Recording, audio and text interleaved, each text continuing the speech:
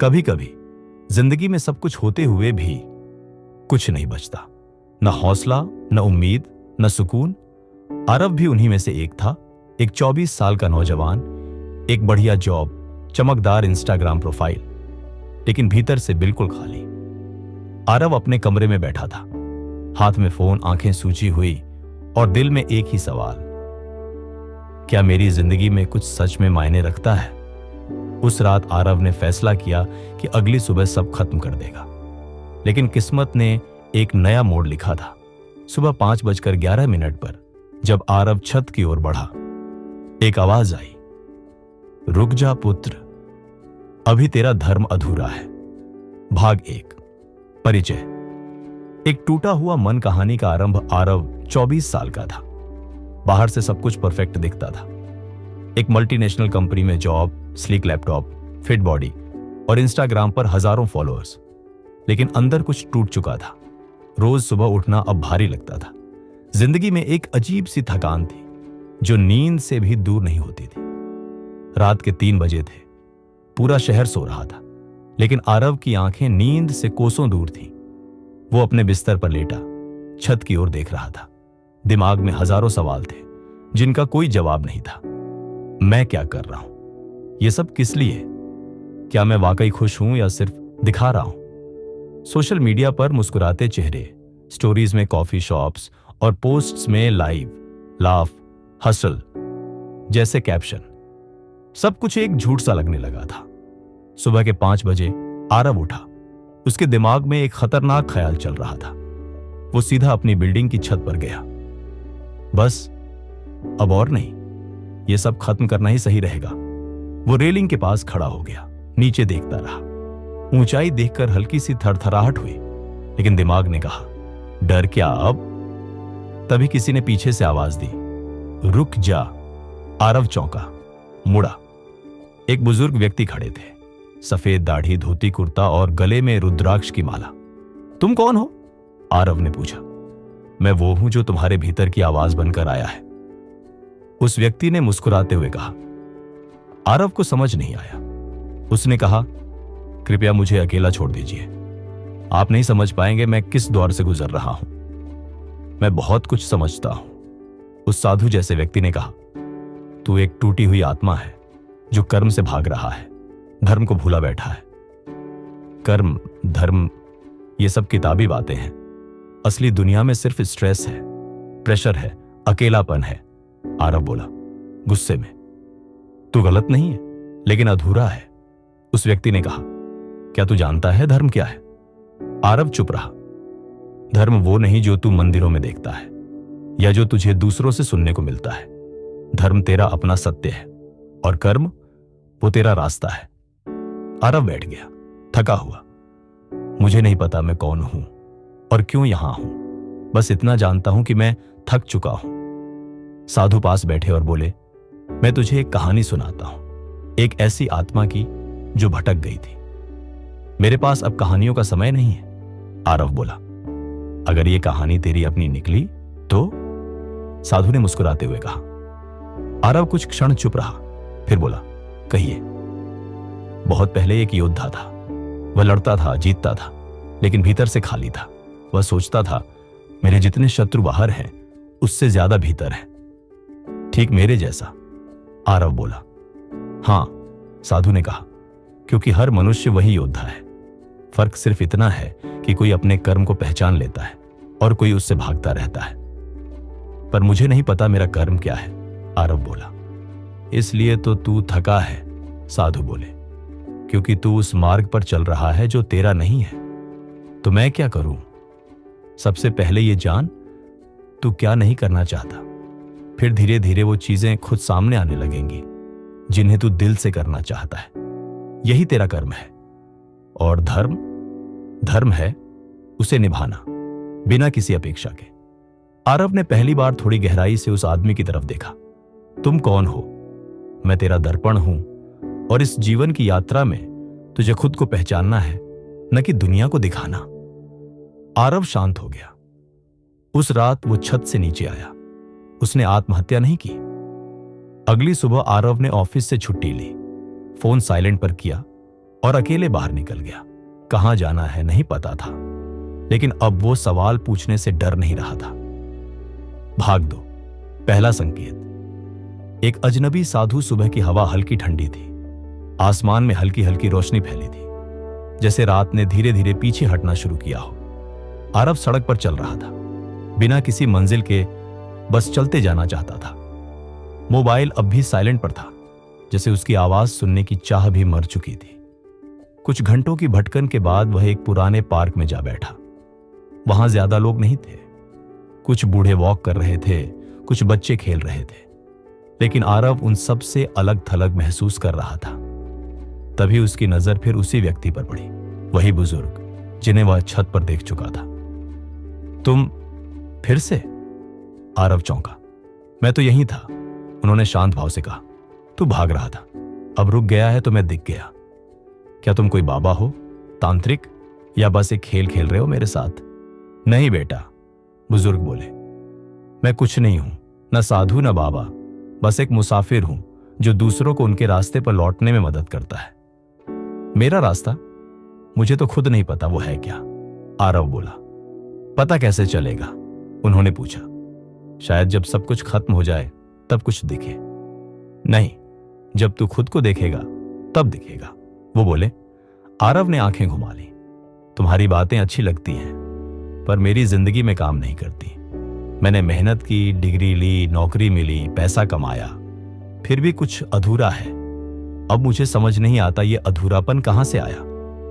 यही तो सबसे बड़ा सवाल है, बुजुर्ग बोले, जिसका जवाब सिर्फ धर्म और कर्म में छिपा है। अब फिर वही धर्म कर्म, क्या आपको नहीं लगता कि ये बातें आज के जमाने में पुरानी पड़ चुकी हैं? बिल्कुल नहीं, धर्म और कर्म कभी पुराने नहीं होते। जमाना बदलता है, लेकिन आत्मा की भूख वही रहती है। आत्मा की भूख? हां, उन्होंने कहा। तू रोज पेट भरता है, लेकिन आत्मा भूखी रह जाती है। लेकिन मैं कैसे जानूं कि मेरी आत्मा को क्या चाहिए? ध्यान से, मौन से, और सबसे ज्यादा सच्चाई से। कैसी सच्चाई? कि तू कौन है और क्या करना चाहता है सच में, बिना दिखावे के, बिना कंपैरिजन के, सिर्फ खुद के लिए।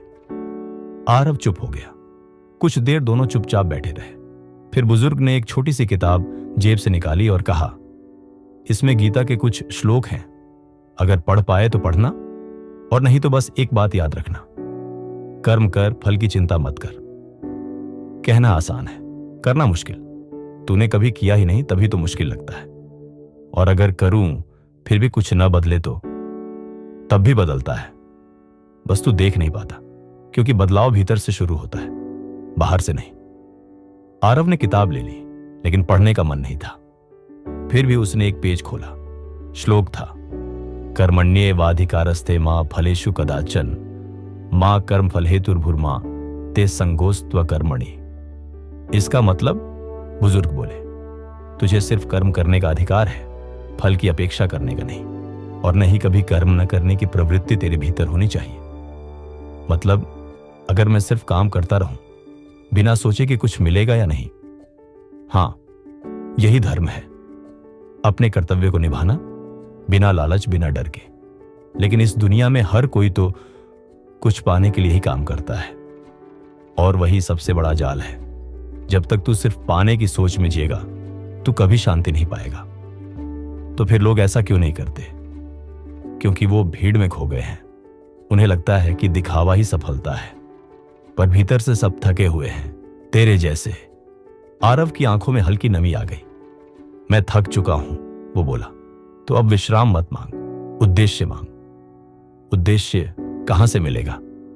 उससे पूछ जो हर सुबह तेरे साथ उठता है और हर रात तेरे साथ सोता है, तेरा अंतर्मन। आरव कुछ समझ नहीं पा रहा था, लेकिन पहली बार ऐसा लग रहा था कि कोई उसकी स्थिति को समझता है, बिना उसे जज किए। अब तू जा, चल फिर मिलेंगे, बुजुर्ग बोले। आपका नाम तो बताइए। नाम जानकर क्या करेगा? मैं कोई व्यक्ति नहीं, एक संदेश हूं। जब फिर जरूरत होगी मिल जाऊंगा। आरव धीरे धीरे उठ गया। किताब हाथ में थी। उसने पूछा, मैं क्या करूं अब? तू कर, और बिना डर के कर। शुरुआत कर, कहीं से भी। खुद को खोज, सेवा कर, पढ़ सिखा, चल गिर उठ, पर ठहर मत, यही तेरा कर्म है, यही तेरा धर्म। भाग 3, धर्म क्या है। आरव उस दिन देर तक उसी पार्क में बैठा रहा। साधु चले गए थे, लेकिन उनकी बातें गूंज रही थी। धर्म निभा, कर्म कर, चिंता छोड़। वो धीरे धीरे अपने घर की ओर चला। अब पहले जैसी घुटन महसूस नहीं हो रही थी, शायद थोड़ी सी हवा अंदर तक पहुंची थी। उस रात आरव ने मोबाइल एक कोने में रख दिया और वहीं छोटी सी किताब उठाई जो साधु ने दी थी। उसने एक पन्ना खोला।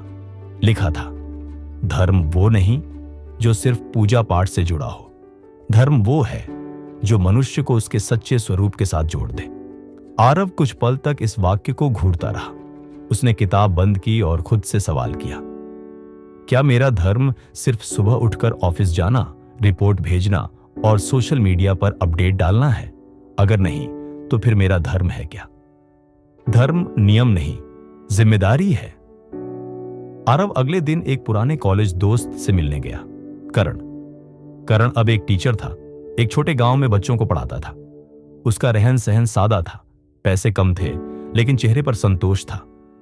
तू खुश दिख रहा है, आरव बोला। क्योंकि मैं अपना धर्म निभा रहा हूं, करण ने जवाब दिया। क्या मतलब? आरव चौंका। मतलब ये कि मैंने तय किया था कि बच्चों को पढ़ाऊंगा, उनकी जिंदगी में रोशनी भरूंगा। मैं कोई संत नहीं, पर मैं रोज वो काम करता हूं जिससे किसी की दुनिया बदल सकती है। मेरे लिए यही धर्म है। आरव ने पहली बार धर्म को पूजा के बाहर महसूस किया। धर्म का अर्थ सिर्फ धार्मिक होना नहीं है। धर्म का अर्थ है अपने जीवन का उद्देश्य समझना और उस उद्देश्य के प्रति सच्चा रहना। धर्म का शाब्दिक अर्थ संस्कृत में धर्म शब्द की जड़ है, ध्रे यानी धारण करना। धर्म वो है जो आपको स्थिर रखे, गिरने से रोके और सही पद पर बनाए रखे। कई लोग सोचते हैं धर्म शैशाजित पूजा, व्रत, मंदिर, रीति रिवाज, लेकिन यह धर्म का केवल एक अंग है, उसका सार नहीं। भगवत गीता कहती है, श्रेयान स्वधर्मो विगुण प्रधर्मात् स्वनुष्ठितात्, यानी किसी और के अच्छे धर्म की अपेक्षा अपना धर्म निभाना ज्यादा श्रेष्ठ है, भले ही उसमें त्रुटियां हों। धर्म और पेशा अलग चीजें। आरव ने एक सवाल खुद से किया, अगर मैं इंजीनियर हूं तो क्या इंजीनियरिंग ही मेरा धर्म है? उसी शाम उसने साधु को फिर से पार्क में देखा। मैंने समझा नहीं, आरव बोला। मेरा प्रोफेशन मेरा धर्म है या कुछ और?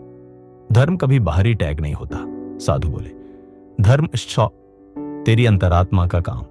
हो सकता है तू इंजीनियर हो, पर अगर तेरी आत्मा कहे कि तुझे लिखना है तो तेरा धर्म लिखना है, और अगर तेरा दिल कहे कि तुझे दूसरों की मदद करनी है तो तेरा धर्म सेवा है। लेकिन लोगों को कैसे समझाएं? सब यही पूछते हैं, कितना कमा रहे हो? तू किसे समझाने चला है? उन्होंने मुस्कुराकर कहा, धर्म को समझना है या जताना है? समझना है। आजकल का सबसे बड़ा रोग क्या है? अधर्म, साधु ने जवाब दिया। मतलब जब तू खुद को धोखा देता है वो अधर्म है। जब तू वो काम करता है जिसे तू नापसंद करता है सिर्फ इसलिए क्योंकि दुनिया वही कर रही है, वो अधर्म है। जब तू कंपैरिजन में जीता है और जब तू अपनी अंतरात्मा की आवाज दबाता है वो अधर्म है, और उसका नतीजा तनाव, अकेलापन, टूटन। तो क्या धर्म निभाने से तनाव खत्म हो जाएगा? नहीं, लेकिन धर्म निभाने से तू उस तनाव से डरना छोड़ देगा। तू उसे समझेगा और धीरे धीरे वो तेरे ऊपर हावी नहीं रहेगा। एक छोटा सा दृष्टांत साधु ने कहा, चल एक छोटी कहानी सुन। एक राजा था जो बहुत ही धर्मप्रिय कहलाता था।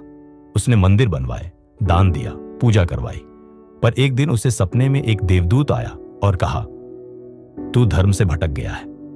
राजा चौंका। उसने पूछा, मैंने तो सब कुछ किया धर्म अनुसार, फिर कैसे? देवदूत बोला, तूने वो किया जो लोगों को दिखाना था, पर वो नहीं किया जो तुझे करना था। तेरा धर्म था न्याय देना, गरीबों की सुनवाई करना, पर तूने केवल दिखावा किया। राजा समझ गया।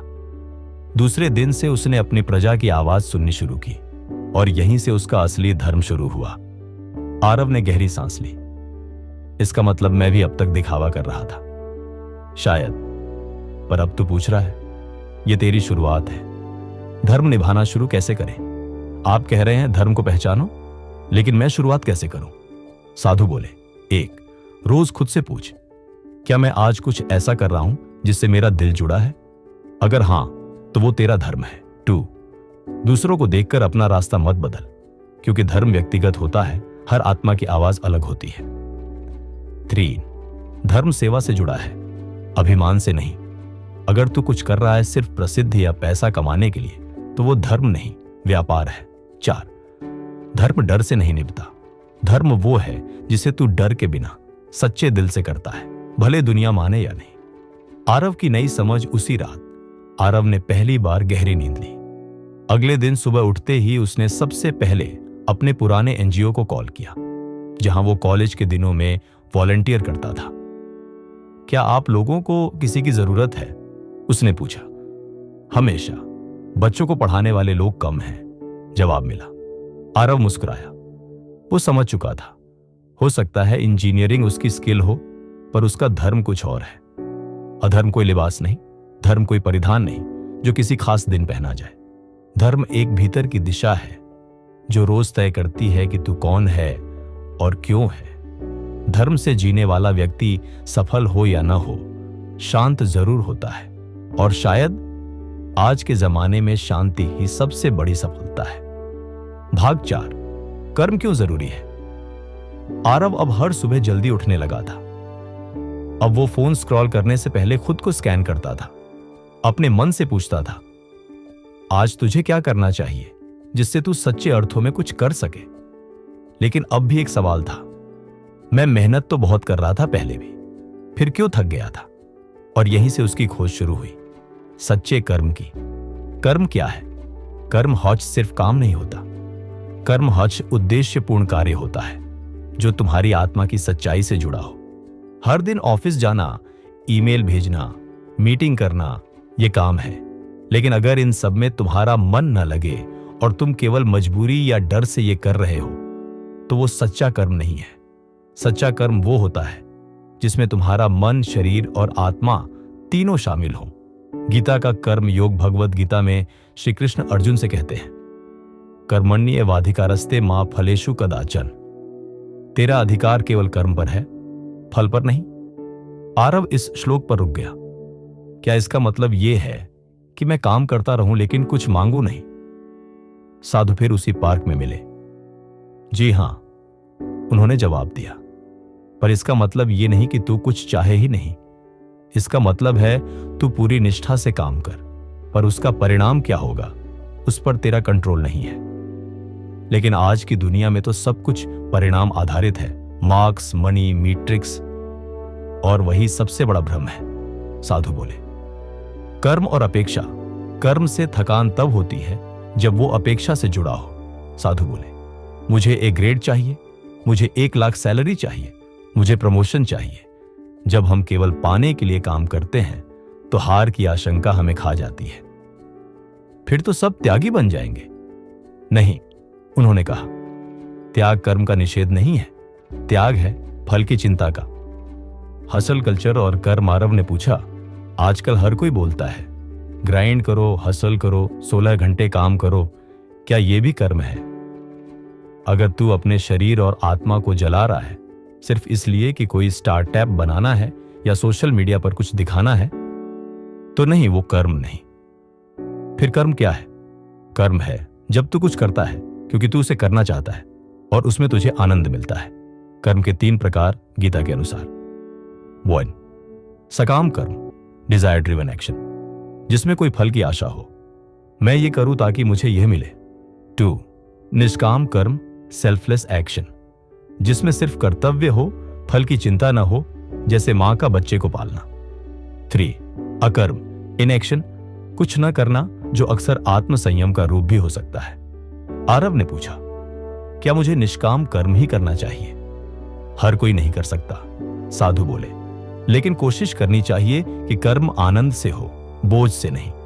सच्चा कर्म पहचानने के 5 संकेत। 1, जब तू समय का होश खो दे, वो काम जिसमें घंटों बीत जाए और तुझे लगे अभी तो शुरू किया है, वही तेरे कर्म से जुड़ा है। 2, जब काम के बाद थकावट के बजाय ताजगी महसूस हो। शरीर थक सकता है लेकिन आत्मा नहीं। 3, जब तू उसका प्रचार न भी करे फिर भी करने को आतुर हो, मतलब वो तेरा सच्चा कर्म है। 4, जब उसमें हार का डर कम, सीखने की उत्सुकता ज्यादा हो। 5, जब उसमें सेवा का भाव हो, स्वार्थ नहीं। कर्म और मस्तिष्क का संतुलन। आपने कहा आत्मा से जुड़ा काम करो, पर प्रैक्टिकल दुनिया तो दिमाग से चलती है। बिल्कुल, साधु बोले, पर जब दिमाग और आत्मा एक दिशा में चले तभी संतुलन बनता है, वरना एक हमेशा दूसरे को खींचता रहेगा। तो क्या मैं सिर्फ पैशन के पीछे जाऊं? नहीं, उन्होंने स्पष्ट किया। पासियन पज प्रपोज फॉर पेशेंस, सात्विक कर्म। एक उदाहरण, 2 मजदूर, एक ही ईंट उठाने वाला मजदूर अगर बोले मैं मजदूरी कर रहा हूं और दूसरा बोले मैं एक मंदिर बना रहा हूं, तो दोनों का कर्म एक जैसा होने के बावजूद अर्थ अलग होगा। मतलब सोच बदलने से कर्म बदल जाता है? नहीं, सोच बदलने से कर्म का अनुभव बदल जाता है। कर्म से मुक्ति नहीं, शक्ति मिलती है। कई लोग सोचते हैं कर्म से मुक्ति चाहिए, लेकिन सच्चाई यह है कर्म से ही आत्मा को शक्ति मिलती है। जैसे अग्नि में तपकर ही सोना शुद्ध होता है, वैसे ही कर्म में तपकर आत्मा मजबूत होती है। आधुनिक उदाहरण आरव ने गौर किया। जब वह पैसे के लिए प्रोजेक्ट करता था वो थक जाता था, लेकिन जब वो बच्चों को पढ़ाता था, भले पैसे न मिले, वो तरोताजा रहता था। यही तेरा कर्म है, साधु बोले। तो क्या मैं वो जॉब छोड़ दूं? ये मत पूछ छोड़ना है या नहीं, ये पूछ क्या वहां रहकर तू कर्मयोग कर सकता है? अगर नहीं तो बदलाव ला, लेकिन भाग मत। निष्कर्ष, कर्म की पूजा कर्म कोई लक्ष्य तक पहुंचने का साधन नहीं, कर्म खुद एक पूजा है। जब तू कर्म को पूजा की तरह करेगा, बिना लालच, बिना घमंड, बिना डर, तब तू चाहे जो भी काम कर, वो तुझे शक्ति देगा। आरव का निर्णय उस दिन आरव ने अपनी डायरी में लिखा। अब मैं सिर्फ दिखाने के लिए नहीं करूंगा, अब मैं वो करूंगा जो मेरे मन, मेरे उद्देश्य और मेरी आत्मा से जुड़ा हो। चाहे धीमी गति से बढ़ूं, लेकिन सच्चे कर्म से चलूं, क्योंकि अब समझ आया है कर्म ही पूजा है, कर्म ही मुक्ति है, कर्म ही मेरा धर्म है। भाग 5, आरव की बदलती सोच। यह भाग दिखाता है कि कैसे एक छोटे बदलाव से आरव की सोच, जीवन और आत्मा पर असर पड़ता है, और कैसे अंदर की जीत ही असली जीत होती है। शुरुआत सुबह के 7 बजे थे। आरव अब अलार्म के बिना उठने लगा था। पहले जिस चाय की चुस्की में शिकायत भरी होती थी, अब उसमें मौन था। उसके कमरे की दीवारों पर लगे मोटिवेशनल पोस्टर अब उसे ढोंग जैसे लगते थे, लेकिन किताबें, खासकर गीता की वह छोटी प्रति, अब उसके मन का आईना बन गई थी। पुराने दोस्त, नया दृष्टिकोण। आरव उस दिन एक कैफे में अपने 2 पुराने कॉलेज दोस्तों से मिलने गया। क्या हाल है? सोशल मीडिया पर तो तू गायब है भाई, एक दोस्त बोला। अब खुद को ढूंढ रहा हूं, लाइक और व्यूज को नहीं। आरव ने हल्की मुस्कान के साथ जवाब दिया। वाह, ज्ञानियों वाला जवाब हो गया तेरा। दूसरे दोस्त ने जोड़ा, वैसे तू एनजीओ में बच्चों को पढ़ाने लगा है ना, पैसे कहां से कमा रहा है? आरव मुस्कुराया। शुरुआत तो पैसे के बिना भी हो सकती है, पहले आत्मा को समृद्ध कर लूं, फिर पर्स भी भर जाएगा। दोनों दोस्त उसे देखकर थोड़ा असहज हो गए, जैसे अब आरव उनकी भाषा में बात नहीं कर रहा था। आरव की पहली क्लास एनजीओ के छोटे से कमरे में 8 से 10 बच्चे बैठे थे। कुछ के पास चप्पल नहीं थी, कुछ के पास कॉपी नहीं, लेकिन उनकी आंखों में जो चमक थी वो उस मीटिंग रूम की आर्टिफिशियल लाइटिंग से कहीं ज्यादा साफ थी। आप क्या पढ़ाओगे? एक नन्ही बच्ची ने पूछा।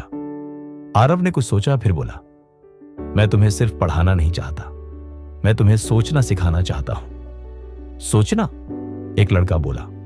हां, आरव बोला, क्योंकि सोचने वाला इंसान कभी छोटा नहीं होता, और जो खुद सोच सके उसे कोई भी गुलाम नहीं बना सकता। वो बच्चे चुपचाप उसे देख रहे थे। उनकी मासूम आंखों में ऐसा विश्वास था जो किसी डिग्री से नहीं, बल्कि सच्चे कर्म से कमाया जाता है। आत्मा की आवाज उसी रात आरव पार्क में बैठा था। अब वो साधु नहीं दिखते थे, लेकिन उनकी बातें गूंजती थी। कर्म कर, धर्म निभा, बाकी सब खुद होगा। आरव ने आंखें बंद की और खुद से पूछा, क्या मैं अब सही रास्ते पर हूं? एक गहरा मौन आया।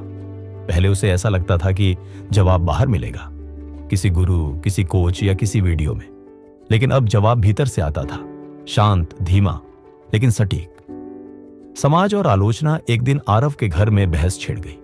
पिता बोले, तू एमबीए करके बच्चों को पढ़ाएगा, क्या मिलेगा इससे? मां बोली, कम से कम कोई पक्की नौकरी कर ले, इतनी पढ़ाई किस लिए की थी? आरव चुप रहा, फिर बोला, अगर नौकरी करके मैं खुद से ही दूर हो जाऊं तो वो काम किस काम का? आपने हमेशा सिखाया था कि मेहनत करो, अब मैं वो कर रहा हूं जिसमें मेरी आत्मा लगे। हो सकता है रास्ता लंबा हो, लेकिन कम से कम ये मेरा रास्ता है, किसी और का नहीं। घर में खामोशी छा गई। अपने लिए जीना, खुदगर्जी नहीं है। आरव की एक पुरानी मित्र नंदिनी ने उसे कॉल किया।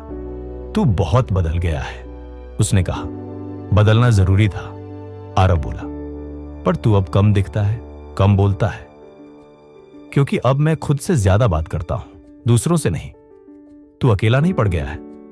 नहीं, अब मैं अकेला नहीं, अपने साथ हूं। यह अकेलापन नहीं, आत्मसंग है। सोच का बदलाव, आदतों में बदलाव। अब आरव सुबह ध्यान करता था, हर रात खुद से 3 सवाल पूछता। क्या मैंने आज सच्चे मन से कोई काम किया? क्या किसी की मदद की? क्या मैंने खुद से ईमानदारी रखी? सोशल मीडिया से दूरी बना ली थी। किताबें, ध्यान और प्रकृति के बीच रहने लगा था।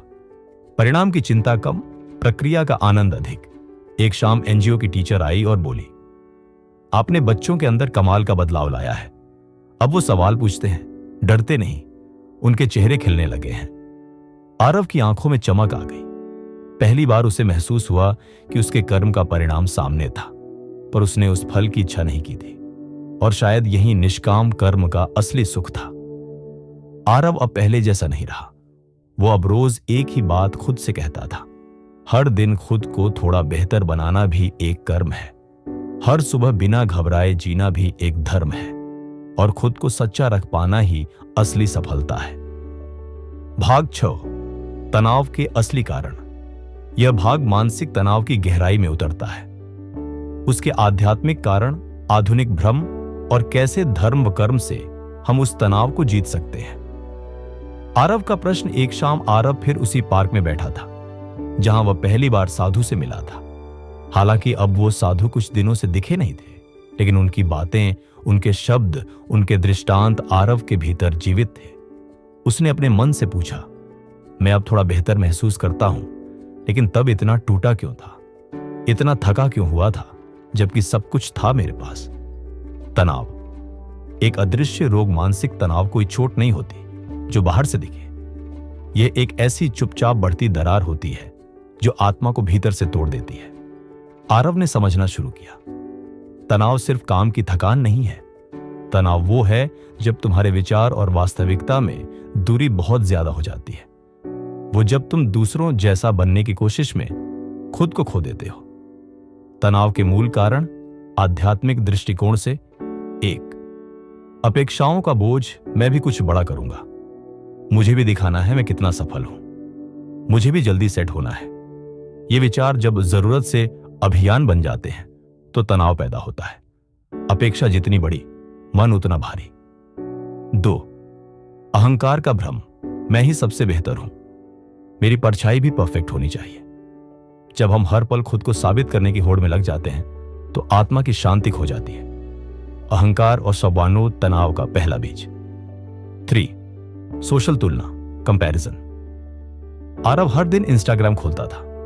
लोग विदेश में घूम रहे थे, स्टार्टअप खोल रहे थे, फिटनेस ट्रांसफॉर्मेशन दिखा रहे थे। उसे लगता था मैं पीछे रह गया, लेकिन वो भूल गया था दूसरों की हाईलाइट रील से अपनी जिंदगी की तुलना करना सबसे बड़ा अन्याय है। शोर, नियत उद्देश्य का अभाव। अगर जिंदगी में केवल कमाना या नाम बनाना लक्ष्य है तो एक बार मिलने के बाद भी मन खाली ही रहेगा। जब तक आत्मा का उद्देश्य न मिले तब तक कर्म बोझ ही लगेगा।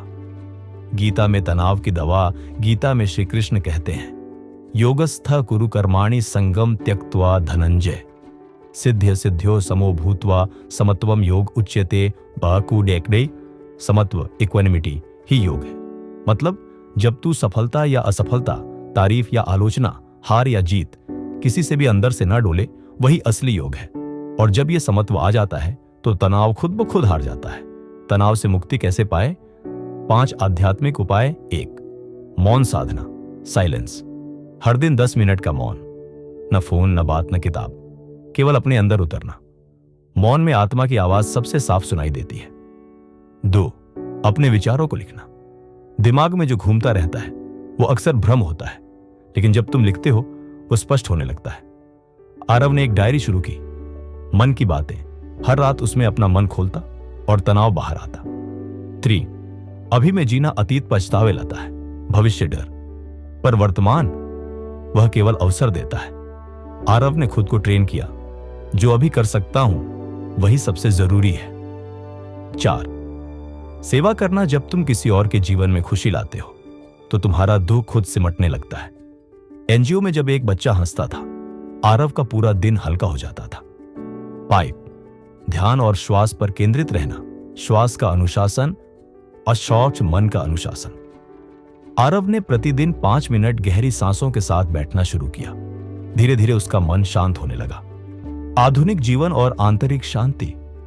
हमने स्कूलों में सब कुछ पढ़ा, इक्वेशंस, डेट्स, डेफिनेशंस, पर किसी ने नहीं सिखाया कि मन को कैसे संभालें, या जब कुछ समझ न आए तो क्या करें।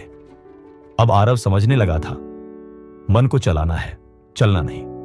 एक साधु की बात याद आई, तनाव तब आता है जब तू अपनी आत्मा की नहीं, दुनिया की आवाजों की सुनता है। जब तू ये मान लेता है कि तू पर्याप्त नहीं है, जबकि सच्चाई ये है तू वही है जो तू होना चाहिए, बस खुद को पहचान ले। आरव की आत्म स्वीकृति। उस दिन आरव ने आईने में खुद को देखा और मुस्कुराया।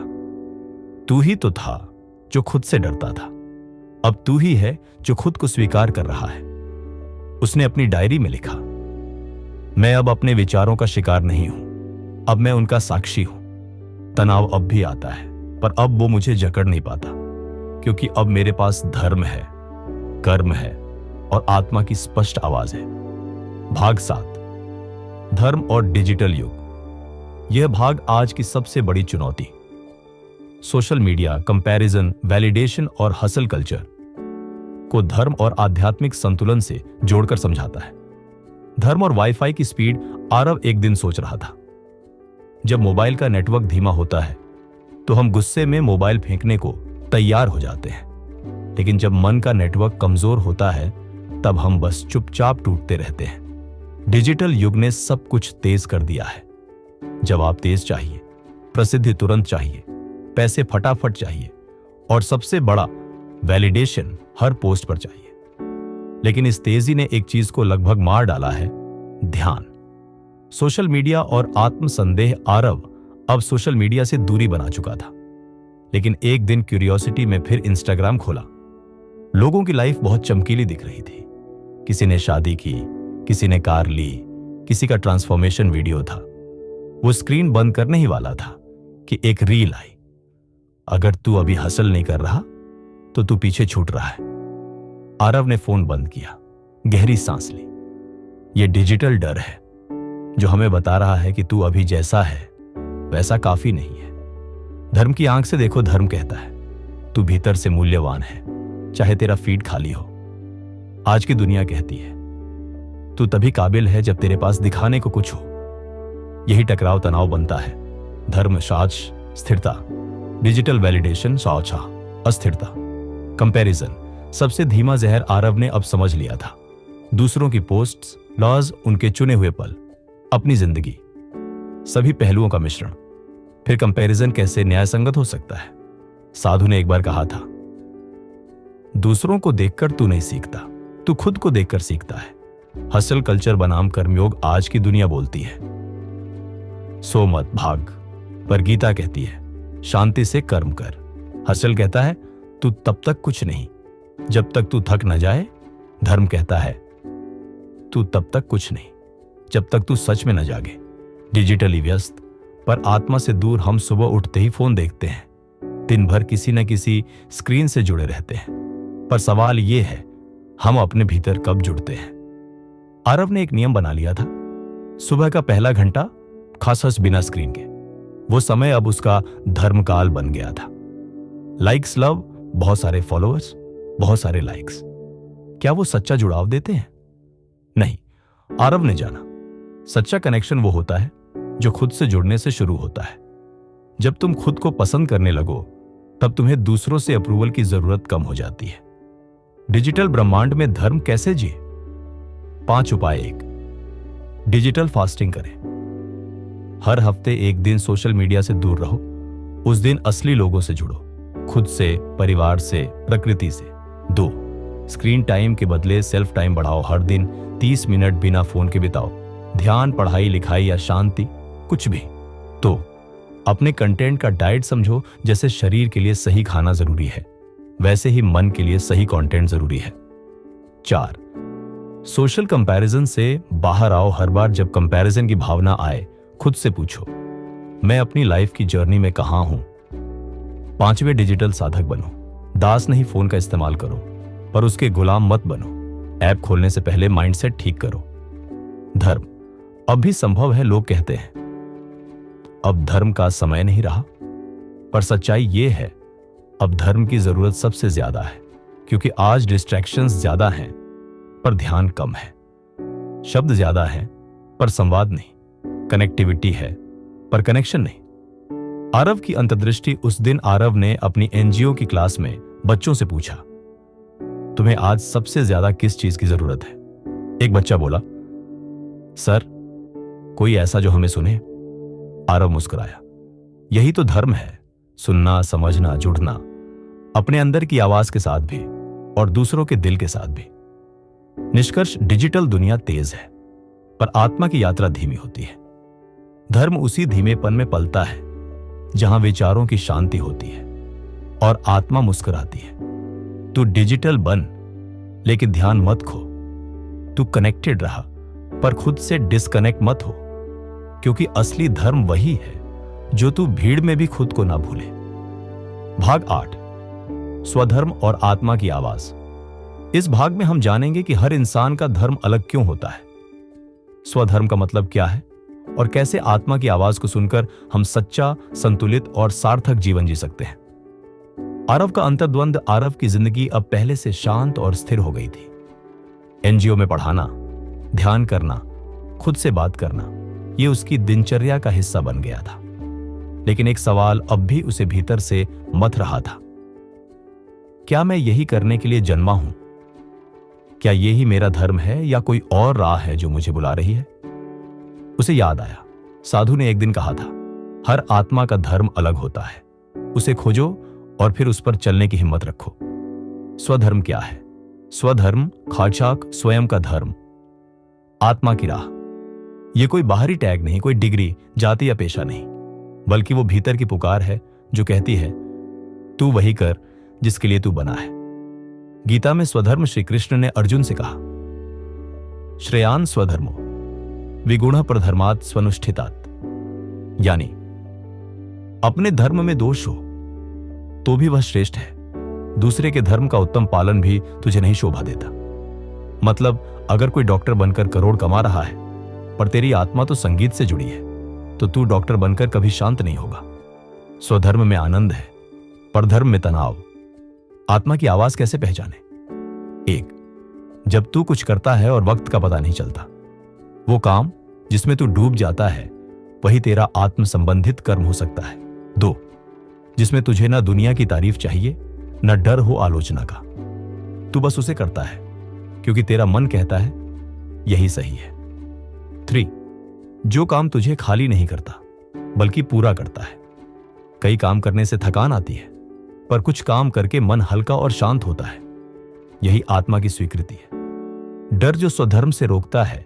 आरव को अब एनजीओ में बच्चों को पढ़ाने में आनंद आने लगा था, पर मन में एक डर उभरता था, क्या मैं अपना करियर बर्बाद कर रहा हूं? इसी डर से हजारों लोग हर दिन अपनी आत्मा की आवाज दबा देते हैं। क्या लोग मुझे समझेंगे? क्या घर वाले मानेंगे? क्या मैं सफल हो पाऊंगा? पर सच्चाई यह है, जिस दिन तू अपनी आत्मा को धोखा देता है, उस दिन तुझे कोई भी सफलता संतुष्टि नहीं देती।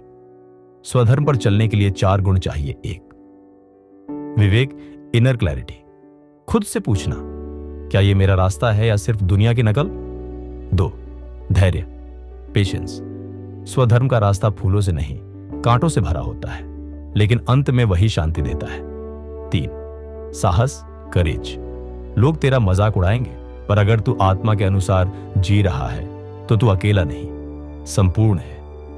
4. निष्ठा, डिवोशन। हर दिन उसी राह पर रहना, भले ही तात्कालिक लाभ न मिले। आरव की अंतर्दृष्टि। एक रात आरव अपने एनजीओ के बच्चों को पढ़ा रहा था। एक बच्ची ने पूछा, सर आप तो बड़ी कंपनी में थे ना, फिर यहां क्यों आए? आरव थोड़ी देर चुप रहा, फिर बोला, क्योंकि वहां मैं बस जिंदा था, यहां मैं जी रहा हूं। बच्ची ने समझाया नहीं, पर आरव को लग रहा था उसने खुद को समझा लिया। स्वधर्म का मतलब यह नहीं कि तू पैसा नहीं कमा सकता। जब तू अपनी राह पर चलता है तो धन भी आता है, लेकिन स्वाभाविक रूप से तू सब छोड़ दे। कई बार स्वधर्म वही होता है जो तू अभी कर रहा है, बस दृष्टिकोण बदलने की जरूरत होती है। तू अकेला रह जाएगा। शुरुआत में लोग समझेंगे नहीं, लेकिन जब तू अपने कर्म में निष्ठा दिखाएगा तो वही लोग तेरे पीछे खड़े होंगे। आत्मा की आवाज अनेस्युक अंतर्निहित जीपीएस जैसे गूगल मैप्स रास्ता बताती है, वैसे ही आत्मा की आवाज तुझे इशारा देती है। लेकिन समस्या यह है कि हमने अपने अंदर का वॉल्यूम बहुत धीमा कर दिया है और बाहर की नॉइज बहुत तेज है। इसलिए सुबह का मौन, खुद से संवाद, ध्यान और स्वावलोकन, शीचा आत्मा की आवाज को सुनने के उपाय है। निष्कर्ष, स्वधर्म कोई प्रोफेशन नहीं, एक पवित्र वादा है खुद से, खुद की आत्मा से। जब तू उस वादे को निभाता है तब तू टूटता नहीं बल्कि चमकता है। आरव अब समझ चुका था, हर दिन उसका चलना किसी मंजिल की तरफ नहीं बल्कि उसकी आत्मा की तरफ था। भाग 9, एक नई शुरुआत। यह भाग दिखाता है कि कैसे आत्मा की आवाज सुनने के बाद आरव अब न सिर्फ खुद को बदलता है बल्कि समाज के लिए भी एक प्रेरणा बन जाता है। यही वह क्षण है जब धर्म और कर्म एक दूसरे से मिलकर सेवा और परिवर्तन का रूप लेते हैं। सुबह की मुस्कुराहट अब आरव की सुबहों में घबराहट नहीं थी। उसके चेहरे पर एक शांति थी जो दिखती नहीं थी, महसूस होती थी। अब वो वक्त से नहीं लड़ता था बल्कि उसे अपनाता था। हर सुबह वो एक बात खुद से कहता, आज का दिन किसी और की जिंदगी आसान बना सकता है और यही मेरा धर्म है। विचार को कर्म में बदलना। एक दिन एनजीओ के बच्चों की क्लास के बाद आरव ने देखा कि बहुत से बच्चों को खाना नहीं मिला। वो बेचैन हो गया। क्या मेरा काम सिर्फ पढ़ाना है, उसने सोचा, या मुझे इनके जीवन की बुनियादी जरूरतों तक पहुंचने में मदद करनी चाहिए? उस रात उसने एक नोटबुक निकाली और लिखा, नाम आशा पथ लक्ष्य, बच्चों को शिक्षा पल पोषण प्लस मूल्य शिक्षा देना माध्यम, समाज के लोगों की छोटी छोटी मदद से बदलाव लाना। यह उसकी सोच नहीं, कर्म की नई शुरुआत थी। पहला कदम, एक छोटी रसोई। 1 महीने में उसकी मदद से और कुछ दोस्तों के सहयोग से एक छोटी रसोई शुरू हुई जहां रोज 25 बच्चों को खाना मिलने लगा। लोगों ने चुपचाप दान देना शुरू किया, कुछ पैसे, कुछ राशन, कुछ समय। आरव ने महसूस किया, जब तुम सच्चे धर्म से काम करते हो तो ब्रह्मांड खुद तुम्हारे लिए रास्ता बनाता है। लोग क्या कहेंगे, हर नई पहल के साथ सवाल भी आते हैं। तू अब समाज सेवक बन गया है क्या? कभी कॉर्पोरेट में 6 आंकड़ा सैलरी थी, अब ये सब। भविष्य क्या है इसका? एनजीओ में क्या ग्रोथ होगी? पर अब आरव के पास जवाब नहीं, शांति थी, और वह शांति किसी उत्तर से ज्यादा शक्तिशाली थी। धर्म का विस्तार अब आशा पथ सिर्फ एक एनजीओ नहीं था, वो एक विचार था। बच्चों को किताबें ही नहीं, जीवन के मूल्य भी सिखाए जाते। एक दिन क्षमा पर क्लास होती, दूसरे दिन साहस पर कहानी सुनाई जाती, तीसरे दिन कर्तव्य पर चर्चा होती। यह आधुनिक धर्मशाला थी जहां धर्म सिर्फ पूजा तक सीमित नहीं था बल्कि जीने की शैली बन चुका था। एक TEDx निमंत्रण। एक दिन आरव को एक मेल आया, आपको TEDx टॉक में आमंत्रित किया जाता है, फाइंडिंग धर्म इन द डिजिटल वर्ल्ड विषय पर बोलने के लिए। पहले वो हिचका, क्या मैं सच में कुछ बोलने लायक हूं? लेकिन फिर आत्मा ने जवाब दिया, अगर तेरे अनुभव किसी और को रोशनी दे सकते हैं तो वो तेरा धर्म है, उन्हें साझा करना। मंच पर आरव उस मंच पर जहां बड़े बड़े CEO, इन्फ्लुएंसर और चेंज मेकर्स बोलते थे।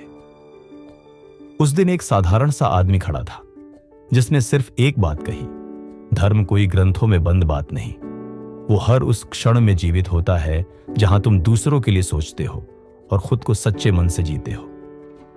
पूरा हॉल खामोश था, शब्द नहीं गूंज रहे थे, एक भावना फैल रही थी।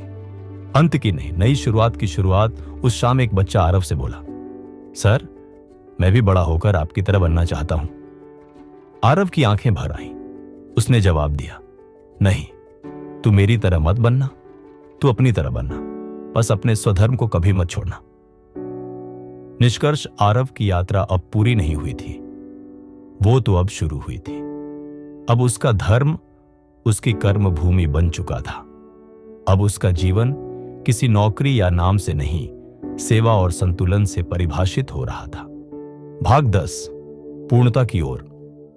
अंत नहीं, आरंभ। इस अंतिम भाग में हम आरव की यात्रा के सार को समझेंगे कि जीवन की सबसे बड़ी जीत बाहरी नहीं, भीतर की पूर्णता है, और कैसे हर इंसान अपने धर्म, कर्म और स्व को समझकर एक नई शुरुआत कर सकता है। हर दिन एक साधारण दिन, असाधारण अनुभव। एक सुबह आरव पार्क में बैठा था, उसी जगह जहां कभी उसकी यात्रा शुरू हुई थी। पेड़ों से छनती धूप, चिड़ियों की चहचहाहट और दूर मंदिर से आती घंटियों की आवाज। उसके पास अब कोई बड़ा सवाल नहीं था, बस एक मौन था जो शांत नहीं पुनतैरती, पूर्ण था। पीछे मुड़कर देखना, वो वही आरव था जिसने कभी कहा था, मुझे समझ नहीं आता क्या करना है, मैं थक गया हूं इस रेस से, क्यों कुछ भी करने का मन नहीं होता। और आज वही आरव कह रहा था, मैं वही कर रहा हूं जो मैं हूं, और यही सबसे बड़ा उत्तर है। जीवन का सबसे बड़ा मोड़ हर किसी के जीवन में एक ऐसा मोड़ आता है जहां या तो वो भीड़ का हिस्सा बनकर बह जाता है या फिर खुद से मिलने के लिए रुक जाता है। आरव ने रुकना चुना था। उसने अपने भीतर की आवाज सुनी, शुरुआत में धीमी, फिर तेज, और फिर इतनी स्पष्ट कि दुनिया का शोर भी उसे दबा न सका। धर्म पस कर्म खौसिम लिए पूर्णता, धर्मशाला कौस, दिशा कर्म खौसौंदर्य, गति और आत्मा कौसाव पर ऊर्जा। इन तीनों का मेल ही पूर्णता है। अगर कर्म है पर धर्म नहीं तो भटकाव, अगर धर्म है पर कर्म नहीं तो जड़ता, और अगर आत्मा नहीं जुड़ी तो सब कुछ दिखावा।